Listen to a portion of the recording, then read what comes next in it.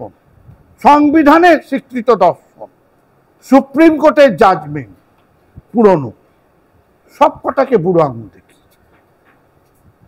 কিন্তু বললে যারা বিরোধী, যারা দেখছে যে নেতারা জেলে ঢুকছে, তাদের তখন উল্লাস। সেই মহা উল্লাসে যদি আমি বলি প্রসিডিওরাল গোলমাল করে উনি অ্যাকচুয়ালি বিচার ব্যবস্থাকে ধ্বংস করে দিলেন, একেবারে সামারি ট্রায়ালের মতো। গণ আদালত কি এরা মানে? আপনি গণ আদালত কি বানাতে পারবেন? বিপ্লবীরা বলবে গণ আদালতই মহান আদালত, সেটা যেমন মানা হয় না, ফেয়ার ট্রায়ালের কনসেপ্টগুলো হয় না। আমি একটা উদাহরণ দিচ্ছি। আমি কুন্তল ঘোষ, আমি অ্যালিগেশন করেছি আমাকে জোর করে নাম আদায় করছে, একজন নেতার নাম আদায় করছে, ঠিক বেঠিক আমি কিচ্ছু বলছি না, বাট অ্যান অ্যালিগেশন যে ইডির কাস্টডিতে একজনকে জিজ্ঞাসাবাদের নামে চাপ দিয়ে শারীরিক অত্যাচার করে তার প্রাইভেট পার্টসে মেরে একজনের নাম আদায় করবার চেষ্টা করে, এটা তার অভিযোগ।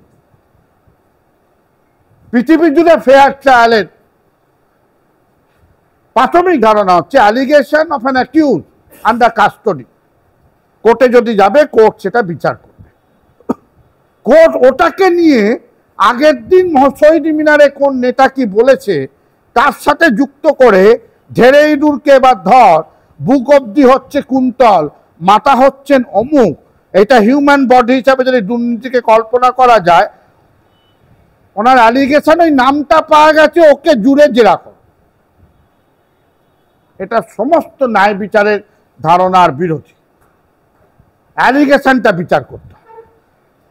অমিত শাহ বলেছিল, সেই সময় বলেছে মোদির নাম জন্য আমাকে চাপ দেওয়া হয়েছিল, তাহলে মোদিকে ধরে অমিত শাহকে ধরে ওইভাবে বিচার হয়েছিল না, আমায় চাপ দেওয়াটা অন্যায়, এটা মানবাধিকার বিরোধী, ইললিগাল।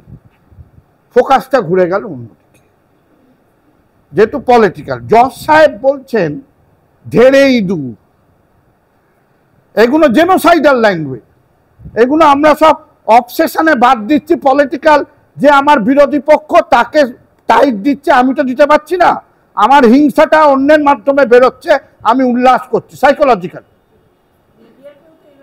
হ্যাঁ, কিন্তু ঢেরে ইঁদুর এই শব্দ বলা যায় কোর্টরুমে, কোর্ট কনভারসেশনে বলছেন, আনন্দবাজারে ফন্ট নিউজে বেরোচ্ছে ঢেরে ইঁদুর।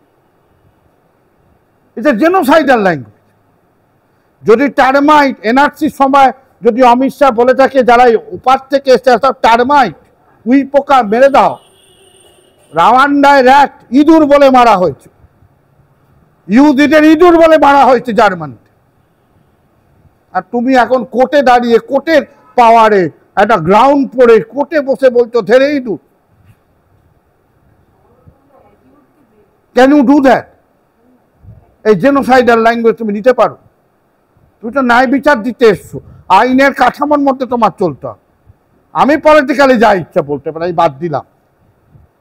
তুমি জজ, তুমি কাঠামোর মধ্যে থাকবে, না হলে জামা ছেড়ে রাজনীতি করো।